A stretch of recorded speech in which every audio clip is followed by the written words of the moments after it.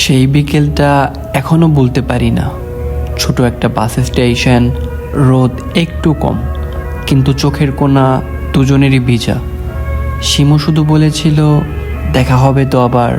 আমি হেসে বলেছিলাম সবসময় আমরা একে অপরের জন্য বানাবো, কিন্তু সময়ের কথা রাখিনি। দেশ ছেড়ে আমি পাড়ি দিলাম এক দূর দেশে, স্বপ্নের জন্য, জীবনের জন্য।